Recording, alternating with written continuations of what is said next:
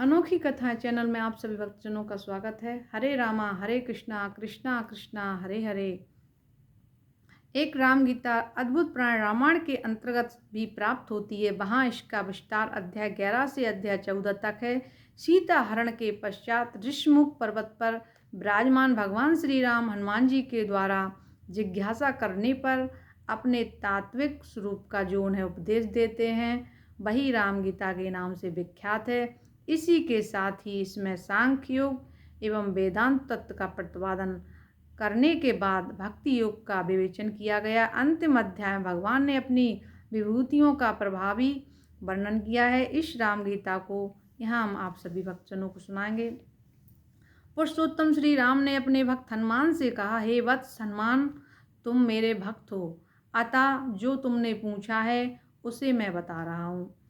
मेरी बात ध्यानपूर्वक सुनो। यह सनातन विज्ञान अपने में गोपनीय और यत्न तत्र कहने योग्य नहीं है। इस विज्ञान को देवता और प्रयत्नशील दुज साधक भी नहीं जानते। इसी ज्ञान का आश्रय लेकर श्रेष्ठ ब्राह्मण ब्रह्म स्वरूप हो गए हैं। वे पुरातन ब्रह्मज्ञानी संसार को सत्य नहीं देखते हैं। ज्ञान गुहा से भी परम गुहा है और प्रयत्नपूर्वक गोपनीय है। इस विज्ञान वेदता के बस में जन्म लेने वाले भी वर्तमान ब्रह्मवादी होते हैं। आत्मा केवल स्वच्छ, शांत, सूक्ष्म और सनातन है। वह आत्मा सबके अंदर स्पष्ट प्रकाशमान है और चिन्मय रूप से स्थित है। वही अंतर्यामी पुरुष है, वही प्राण है और वही परमेश्वर है।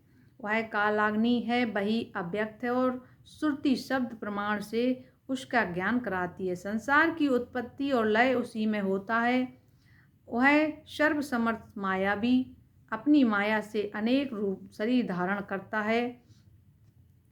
यह कहीं आता जाता नहीं और न किसी को संचालित करता है। हे वानर श्रेष्ठ, ना तो यह पृथ्वी है, ना जल, ना तेज, ना वायु अथवा आकाश है। निश्चय ही न यह प्राण है, न मन और न शब्द, स्पर्श, रूप, रस, गंध। यह न अहंकार है, न वाणी, न हाथ पैर, वायु, उपस्थ आदि कर्मेंद्रिय रूप है। यह न करता है न भोगता है, न यह प्रकृति पुरुष ही है। यह न माया है न प्राण है।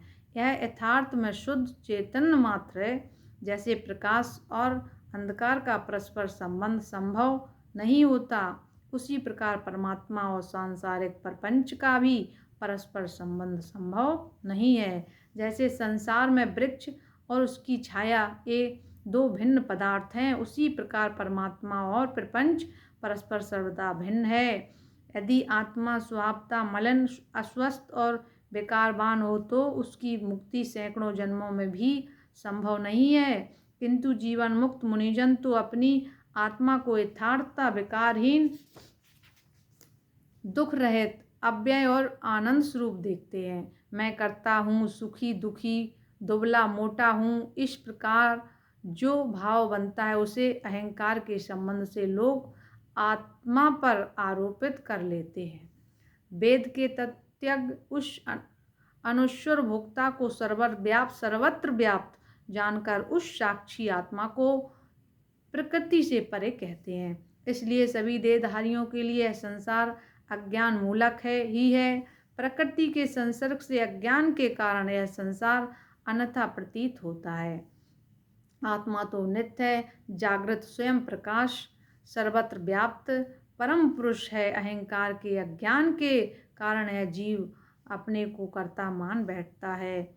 ऋषिगण सत और असत रूप नित्य आत्म तत्व का निश्चय ही अनुभव करते हैं। वे ब्रह्मवादी प्रधान प्रकृति को कारण रूप जानकर उससे संबंध होने के कारण कूटस्थ निरंजन अक्षर ब्रह्मा को तत्ता नहीं जान पाते। अनात्म तत्व में आत्मा की भ्रांति बुद्धि होने से ही दुख और सुख होते हैं। राग द्वेष आदि दोष भी उसी भ्रांति से जुड़े रहते हैं। इसी कारण कर्म में पाप पुण्य का समावेश शास्त्र अनुसार हो जाता है और उसके वशीभूत सभी को देह धारण करना पड़ता है। आत्मा तो नित्य सर्वव्यापी, कूटस्थ, दोष रहित और एक अद्वितीय है, किंतु माया की शक्ति से उसमें भेद प्रतीत होता है, स्वाभावता नहीं। इसलिए ज्ञानी जन यथार्थ में अद्वितीय की ही सत्ता कहते हैं, किंतु माया आत्मा के साथ लगी रहने के कारण वह अव्यक्त आत्मा भी स्वाभावता भेद वाली प्रतीत होती है। जैसे धुएं के संपर्क से आकाश मलिन हो जाता है, स्वाभावता स्वच्छ बना रहता है, उसी प्रकार अंतःकरण में उठने वाले राग देश आदि भावों से आत्मा लिप्त नहीं होता। जैसे स्फटिक मणि अपनी स्वच्छ प्रभा से प्रकाशित रहती है, उसी प्रकार उपाधि रहित निर्मल आत्मा ही भी स्वयं प्रकाशित रहता है। बुद्धिमान लोग इस संसार को ज्ञान स्वरूप आभास मात्र कहते हैं, किंतु मंदबुद्धि मूर्ख से यथार्थ सच्चा समझते हैं। भ्रांत चित्त लोगों को कूटस्थ, निर्गुण, सर्वव्यापी, स्वाभावता चैतन्य रूप आत्म तत्व ही पदार्थ जैसा प्रतीत होता है। जैसे लोग शुद्ध स्फटिक मणि को भी लाल पदार्थ के संसर्ग से लाल ही देखते हैं, उसी प्रकार परमात्मा तत्व के प्रति भी भ्रांति रहती है। इसलिए मुमुक्ष लोगों को चाहे अक्षर शुद्ध सनातन सर्वव्यापी अव्यय आत्म तत्व की चिंतन, मनन, श्रवण तथा अनुसंधान करना चाहिए। जब योग साधक के मन में सदा सर्वव्यापी चैतन्य का प्रकाश निरंतर बना रहता है, तब उसे आत्म तत्व की उपलब्धि होती है। जब वह योगी सभी प्राणी पदार्थों को स्वयं अपने भीतर और स्वयं को सभी में देखने लगता है, तब वह ब्रह्म स्वरूप हो जाता है। जब वह अन्य प्राणी पदार्थों को अपने भीतर ही देखता, तब अन्य की सत्ता से रहित परमात्मा से की भूत हुआ वह योगी केवली भाव को प्राप्त हो जाता है। जब उस योगी के हृदय में संपूर्ण कामनाओं का लोप हो जाता है, तब वह ज्ञान प्रज्ञा संपन्न अमृत तत्व को प्राप्त होकर परम कल्याण का भागी हो जाता है। जब विभिन्न भूत पदार्थों में योगी की एक तत्व दृष्टि हो जाती है, तब उसी दृष्टि का विस्तार होकर उसे ब्रह्म भाव की प्राप्ति हो जाती है।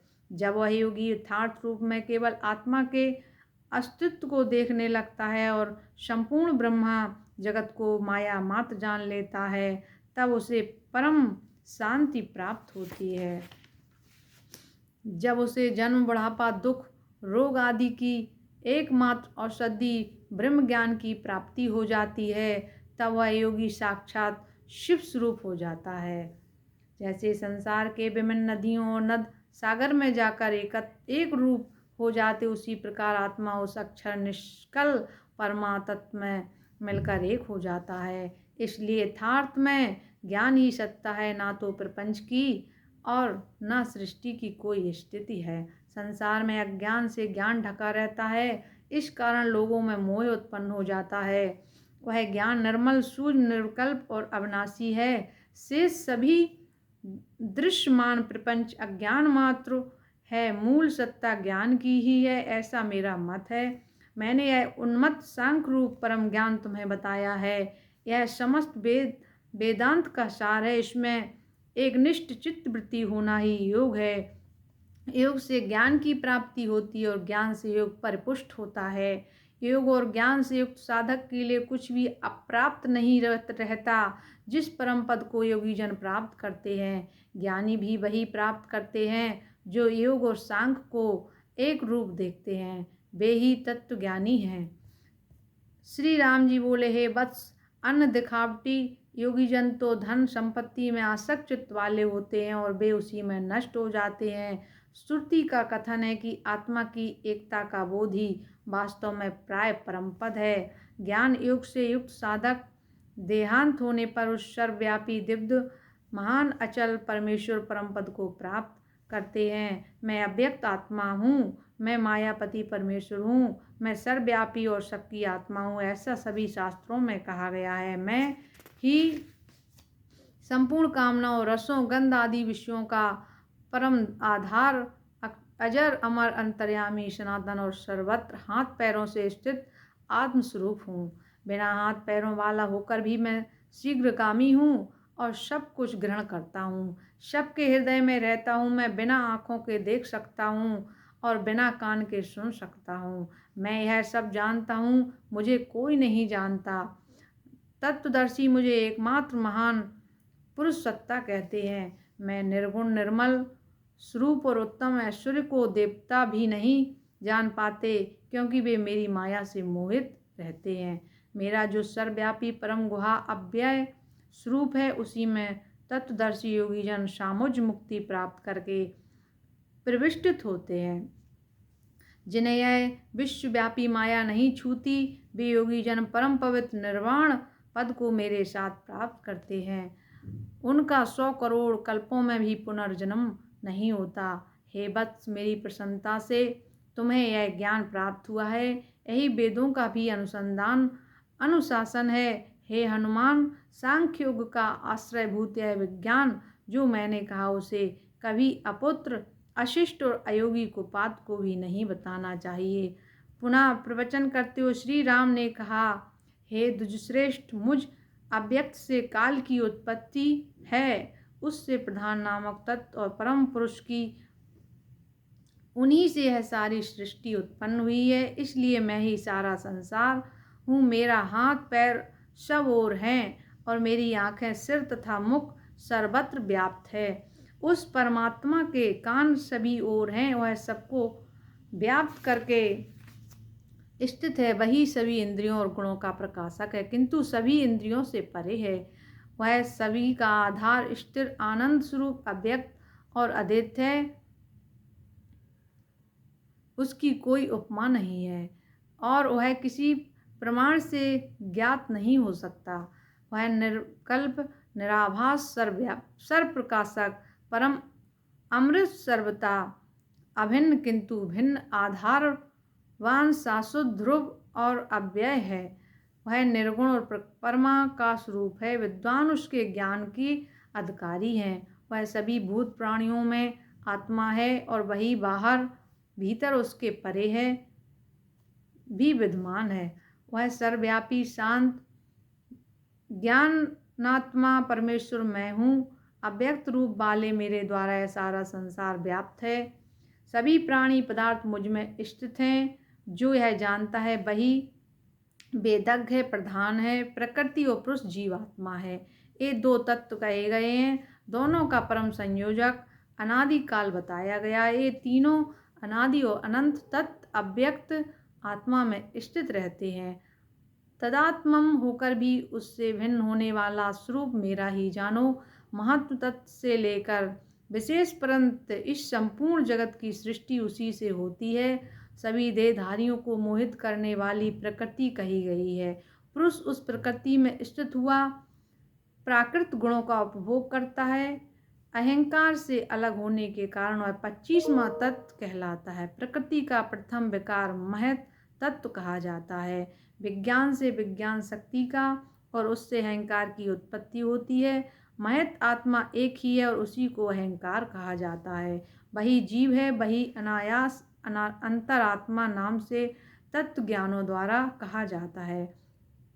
उसी के द्वारा जन्म जन्मांतरों में सुख दुख आदि सभी प्रकार की अनुभूति होती है। वह विज्ञान स्वरूप उसका उपकारी सहचर मन ही है।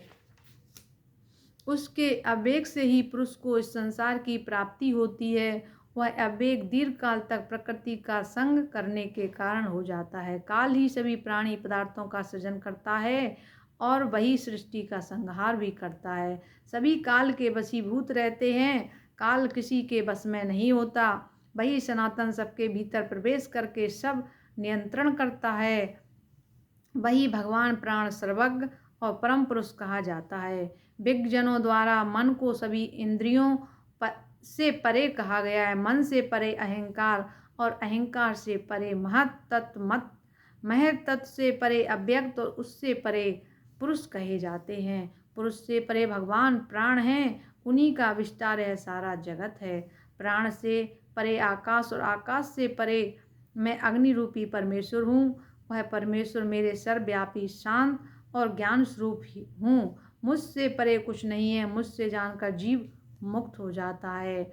मुझ एक अव्यक्त आकाश स्वरूप परमेश्वर को छोड़कर इस संसार में कोई स्थावर जंगम पदार्थ नित्य नहीं है। मायापति मैं लीला पूर्वक काल के सहयोग से इस संपूर्ण जगत की सदा सृष्टि और इसका संहार करता रहता हूँ। मेरे सानिध्य से यह काल सारे जगत की सृष्टि करता है और वही अनंत आत्मा का उसका नियमन करता है। यही वेदों का अनुशासन है। हे पवनात्मज हे पवनात्मज, जिससे यह रूप प्राप्त होता है और जिससे यह क्रियाशील होता है उसे बताता हूँ। ध्यान से सुनो। उत्तम भक्ति के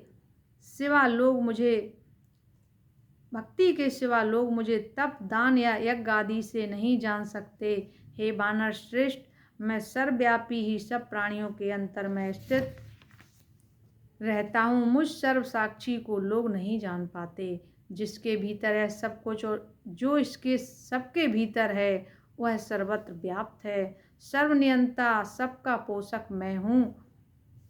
मुझे सब ऋषि मुनि और देवता भी नहीं जानते तथा ब्राह्मण मनु इंद्रादि और अन्य तेजस्वी भी नहीं जानते। वेद निरंतर मुझ एक परमेश्वर की ही स्तुति करते हैं। ब्राह्मण वेदित यज्ञों और विविध अग्नि विधानों से मेरा ही यजन करते हैं। सभी लोग ब्रह्मलोक में पितामह ब्रह्मा को नमन करते हैं। योगी जन भूत आदिपति महेश्वर का ध्यान करते हैं, किंतु सभी देवताओं के रूप में सभी से पूजित सर्वात्मा में ही सभी यज्ञों अनुष्ठानों का भोक्ता हूँ और फल प्रदान करने वाला हूँ। वेदज्ञ धार्मिक विद्वान मुझे जानते हैं। जो भक्त मेरी उपासना करते हैं उनके मैं सदा ही संकट रहता हूँ। जो ब्राह्मण क्षत्रिय और धार्मिक वैश्य मेरी उपासना करते हैं उन्हें मैं अपना आनंद रूप परम पद प्रदान करता हूँ। दूसरे भी शूद्र आदि निम्न वर्ण के लघु कार्यों में लगे लोग यदि मेरे भक्त होते हैं तो कालक्रम से मुक्त होकर वे मुझे ही प्राप्त करते हैं। मेरे दोष रहित भक्त कभी नष्ट नहीं होते। मैंने पहले ही यह प्रतिज्ञा कर रखी कि मेरे भक्त का विनाश नहीं हो सकता।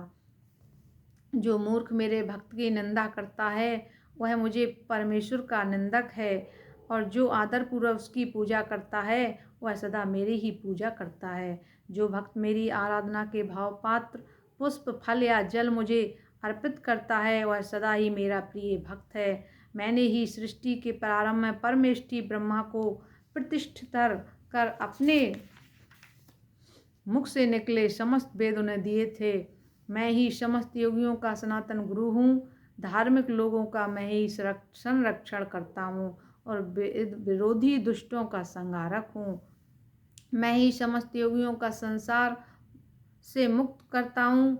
इस सृष्टि का कारण होकर भी मैं समस्त सृष्टि से परे हूँ। मैं ही इस सृष्टि का सृष्टा पालक और संहारक हूँ। मैं ही मायापति हूँ और मेरी शक्ति माया अविद्या इस समस्त संसार को भ्रमित करती रहती है। मैं ही पराशक्ति विद्या कही जाती है। उससे मैं योगियों के चित्त में स्थिर होकर माया विद्या का नाश करता रहता हूँ। मेरी ही समस्त शक्तियों का प्रवर्तक और निरतक हूँ। मैं ही सबका अधिष्ठान और अमृत का निधान हूँ। एक सबके भीतर स्थित शक्ति ही अनंत नारायण जगत व्यापी जगन्नाथ होकर विभिन्न लोकों की सृष्टि करती है। तीसरी महान शक्ति समस्त सृष्टि का संहार करती है, वह मेरी शक्ति तामसी काल रूपा रुद्र रूपिणी कही जाती है। कोई भक्त ध्यान से, कोई ज्ञान से, अन्य भक्ति योग अथवा कर्म योग से मुझे प्राप्त करते। इन सभी प्रकार के भक्तों में मुझे वह सर्वाधिक प्रिय है जो आत्मसंधान रूपी विज्ञान से नित्य मेरी आराधना करता है। अन्य तीनों प्रकार के भक्त भी मेरी आराधना में ही प्रवर्तित हैं। वे भी मुझे ही प्राप्त करते हैं और उनका भी पुनर्जन्म नहीं होता। मैं ही इन सब प्राणी पदार्थों में व्याप्त हूँ। जो ऐसा जानता है वह अमृत तत्व को प्राप्त हो जाता है। मैं स्वभावतः समस्त प्रपंच को वर्तमान ही देखता हूँ। भगवान महायोगेश्वर स्वयं समय अनुसार इसका नियमन करते हैं। शास्त्रों में विद्वानों ने उन परम योगी मायाधीश भगवान महादेव को योग रूप से वर्णित किया है। वे ही योगेश्वर सबके स्वामी हैं। सभी प्राणियों से महान और परे होने से भगवान ब्रह्मा ही परमेश्वर हैं, क्योंकि वे ब्रह्म स्वरूप हैं। जो मुझे इस प्रकार सृष्टा पालक संहारक महायोगेश्वर ईश्वर रूप से जानता है वह अव्यक्त योग को निश्चय ही प्राप्त कर लेता है। मैं ही सबका प्रेरक ईश्वर परमात्मानंद में प्रतिष्ठित तथा योग रूप से नित्य स्थित हूँ। जो ऐसा जानता है वही वेदों का सार समझता है। यह परम रहस्यमय ज्ञान सभी वेदों में प्रतिष्ठित है। धार्मिक ताग्नि शुद्ध चित्त वाले जिज्ञासुओं को ही यह बताना चाहिए। भगवान श्री राम कहते हैं, सभी लोगों का एकमात्र सृष्टा, पालक, संहारक, सर्वात्मा और सनातन हूँ। सभी वस्तुओं के भीतर रहने वाला अंतर्यामी आत्मा तथा सबका पिता मैं ही हूँ। मुझ में ही सारे प्राणी पदार्थ स्थित रहते हैं और मैं भी उन सब में स्थित रहता हूँ। हे वत्स, तुमने जो मेरा अद्भुत रूप देखा है उसे मेरे समान जानो। उसे मैंने ही माया पूर्वक तुम्हें दिखाया है। सभी प्राणियों के अंतर स्थित होकर मैं सारे संसार को कार्य प्रेरित करता हूँ। यह मेरी क्रिया शक्ति है। संसार में जो भी क्रिया कलाप होता है वह मेरे ही द्वारा संचालित होता है और मेरे स्वाभानुरूप होता है। हे हनुमान, समय आने पर मैं ही उस समस्त जगत की सृष्टि और संहार करता हूँ। ये दोनों स्थितियों मेरी ही हैं। मैं ही आदि मध्य और अनंत अंत से रहित और माया तत्व का संचालक हूँ। मैं सृष्टि के प्रारंभ में प्रकृति और पुरुष में क्षोभ उत्पन्न करता हूँ। उनके परस्पर मेल से ही सब उत्पन्न होता हूँ। महदाग्नि के पूर्वोक्त क्रम से मेरा ही तेज प्रकाशित होता है। जो सारे संसार का साक्षी, काल चक्र का नियंता, हिरण्यगर्भ सूर्य है, वह भी मेरे ही शरीर से उत्पन्न हुआ है। उसको मैंने अपना दिव्य ऐश्वर्य तथा सनातन ज्ञान योग प्रदान किया है। अपने से उत्पन्न चारों वेद भी कल्प के आरंभ मैंने प्रदान किए। ब्रह्मा मेरे अनुशासन में हैं, सदा मेरे अनुकूल रहते। वे मेरे उस दिव्य ऐश्वर्य को सदा स्वयं धारण करते हैं। वे सर्वज्ञ ब्रह्मा मेरे आदेश अनुसार सभी लोगों का निर्माण करते हैं। वे चतुर्मुख रूप से स्वयं होकर सारी सृष्टि की रचना करते हैं। जो अनंत लोकों का स्वामी अव्यय नारायण है, वे मेरे ही परम स्वरूप हैं और सृष्टि का परिपालक करते हैं। जो भगवान काल तत्मक रुद्र हैं, वे सभी का अंत करने वाले तथा मेरे ही स्वरूप हैं। वे मेरी आज्ञा से निरंतर इस सृष्टि का संहार करते रहते हैं। जो अग्निदेव देवताओं के लिए हव और पितृगणों के लिए कब्ब ले जाते हैं तथा अन्न आदि को पकाने का कार्य करते हुए मेरी ही शक्ति से संचालित होते हैं। भगवान वैश्वानर अग्नि जो मुझ परमेश्वर के अनुशासन से ही खाए हुए भोजन को रात दिन पचाते हैं। समय जलाशयों के आदि कारण देवश्रेष्ठ वरुण मुझ परमेश्वर की आज्ञा से ही सबको जीवन प्रदान करते हैं। जो निरंजन प्राणदेव प्राणियों के भीतर और बाहर संचरण करते रहते हैं, वे ही मेरी ही आज्ञा से जीवों का शरीर धारण करते रहते हैं। जो देवताओं के लिए अमृत के भंडार और मनुष्यों को नव जीवन प्रदान करने वाले सोमराज चंद्र हैं, वे मेरी ही आज्ञा से प्रेरित होते हैं। जो अपने प्रकाश से समस्त संसार को सदा आलोकित करते हैं और वृष्टि प्रदान करते हैं, वे सूर्यदेव मुझ स्वयंभू परमेश्वर के ही अधीन हैं। जो समस्त संसार के शासक, सभी देवताओं के स्वामी, यज्ञों का फल प्रदान करने वाले इंद्रदेव हैं, वे भी मेरी आज्ञा के वशवर्ती हैं। जो दुष्टों का निग्रह करते हैं, सदा नियम अनुसार आचरण करते हैं, वे वैश्वस्ता यमराज भी मुझ परमेश्वर के अज्ञान वृत्ति हैं। जो संपूर्ण संपत्तियों के स्वामी, धन अध्यक्ष और धन प्रदान करने वाले कुबेर हैं, वे भी सदा मुझ ईश्वर के अनुशासन में व्यवहार करते हैं। जो सभी राक्षसों के स्वामी, तपस्वियों को फल प्रदान करने वाले नित्यकर्य देव हैं, वे मेरी ही आज्ञा के अनुसार सदा व्यवहार करते हैं। बेताल और भूतगणों के स्वामी, सभी भक्तों को भोग इष्ट फल और प्रदान करने वाले ईशान देव भी मेरी आज्ञा में ही रहते हैं। अंगरा के शिष्य और रुद्रगणों के प्रमुख जो योगियों के संरक्षक हैं, वे वामदेव नित्य मेरी आज्ञा का अनुसरण करते हैं। जो संपूर्ण संसार के प्रथम पूज्य विघ्नराज हैं, वे धर्माक्ष विनायक भी मेरे वचनों के अधीन हैं। जो वेद यज्ञों में श्रेष्ठ देव सेनापति भगवान स्कंद हैं, वे ही सदा मुझ स्वयंभू से ही प्रेरित होते हैं। जो मारीच और आदि महर्षि प्रजापति से विविध लोकों को उत्पन्न करते हैं, वे मुझ परमेश्वर की आज्ञा के अधीन ही ऐसा करते हैं। जो भगवती लक्ष्मी सभी प्राणियों को महान ऐश्वर्य प्रदान करती हैं, वे नारायणी अर्धांगिनी मेरे अनुग्रह से ही ऐसा करती हैं। जो देवी सरस्वती वाणी का विशद वैभव प्रदान करती हैं, वे भी मुझ परमेश्वर की प्रेरणा से ही ऐसा करती हैं। जो स्मरण करने पर समस्त धार्मिक पुरुषों को नरकों से बचाती हैं, वे देवी सावित्री भी मुझ भगवान की आज्ञा अनुसार बरतती हैं। परा देवी पार्वती जो ध्यान करने में विशिष्ट ब्रह्म विद्या प्रदान करने वाली हैं, वे भी मेरे वचनों की अनुगामिनी हैं। जो अनंत महिमाशाली देव श्रेष्ठ संपूर्ण लोगों को अपने मस्तक पर धारण करते हैं, वे भी मुझ परमात्मा के अधीन हैं। जो सर्वतंग अग्निदेव नित्य वणवाग्नि से रूप से समस्त समुद्रों का जल पीते रहते हैं, वे भी मुझ ईश्वर के अधीन हैं। आदित्यगण, वसुगण, रुद्रगण, मधुरगण और अश्विनी कुमार तथा अन्य सभी देवगण मेरे ही अनुशासन में रहते हैं। गंधर्व, सर्प, यक्ष, शुद्ध, साध, चरण, भूत, राक्षस और पिशाद सभी मुझ शंभु के शासनाधीन रहते हैं। कला, काष्ठा, निमेष, मुहूर्त, दिन, रात्रि, ऋतुएं, वर्ष, मास और पक्ष सभी मुझ प्रजापति के शासन में स्थित हैं। युग और मन्वंतर, पर और पराधारती जो काल के अन्य भेद हैं, वे भी मेरे ही अधीन हैं। 4 प्रकार के प्राणी, चर और अचर पदार्थ सभी मुझ शंभु परमेश्वर की ही आज्ञा का अनुसरण करते हैं।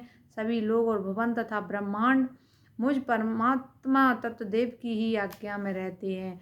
अतीत के भी असंख्य ब्रह्मांड अपने समस्त पदार्थों के समूह के साथ मेरी आज्ञा से ही संचालित रहते हैं। भविष्य में भी वस्तु समूह से भरे जो ब्रह्मांड होंगे, वे मुझ परात्पर परमात्मा की ही आज्ञा से ही रहेंगे और समाप्त हो जाएंगे। पृथ्वी, जल, अग्नि, वायु, आकाश, मन, बुद्धि और प्राणी पदार्थों की आदि प्रकृति मेरे ही अनुशासन में रहती है। सभी संसार और प्राणी मात्र को मोहित करने वाली जो माया शक्ति है अविद्या, वह भी सदा मुझ परमेश्वर के अधीन है। मोह के कीचड़ को हटाकर परम पद का दर्शन कराने वाली जो विद्या ज्ञान शक्ति है, वह भी मुझ परमेश्वर के अनुशासन में रहती है। अधिक कहने से क्या लाभ है? यह सारा संसार मेरी ही शक्ति से उत्पन्न है। मुझ ही से संसार का भरण पोषण होता रहता है। मुझ ही में इसका लय होगा। मैं ही स्वयं प्रकाश सनातन सर्वेश्वर प्रभु हूँ। मैं ही परमात्मा पर ब्रह्मा हूँ। मुझसे अतिरिक्त कुछ नहीं है। परम ज्ञान मैंने तुम्हारे लिए बता दिया है। इसे जानकर प्राणी जन्म और संसार के बंधन से मुक्त हो जाता है। मैंने अपना माया का आश्रय लेकर दशरथ के घर में पुत्र रूप से जन्म लिया। मैंने ही राम, लक्ष्मण, भरत, शत्रुघ्न इन 4 रूपों में जन्म लिया है। वे पवनात्मज, यह मैंने तुम्हें बता दिया है। हे वानर श्रेष्ठ, माया रूप भी मैंने तुम्हें कृपा पूर्वक बताया है। इसे हृदय में धारण करना और कभी भूलना मत। जो तुम्हारे इस संवाद को नित्य पढ़ता है, वह जीवन मुक्त होकर सभी पापों से छूट जाता है। जो इसे ब्रह्मचारी शुद्ध चित्त ब्राह्मणों को सुनाता है या जो इसके अर्थ का चिंतन मनन करता है, वह परम गति को प्राप्त करता है। जो इसे नियम पूर्वक भक्ति भाव से नित्य सुनता है, वह सभी पापों से रहित होकर ब्रह्मलोक को प्राप्त करता है। इसलिए बुद्धिमान लोगों को विशेषकर ब्रह्मपरायण जनों को पूरा प्रयत्न करके इसे पढ़ना एवं सुनना चाहिए और इस पर सदा मनन करते रहना चाहिए। बोलिए भक्तवत्सल भगवान की जय। प्रभु की कृपा भयो सब काजू, जन्म हमार सुफल आजू। हरे रामा हरे कृष्णा कृष्णा कृष्णा हरे हरे।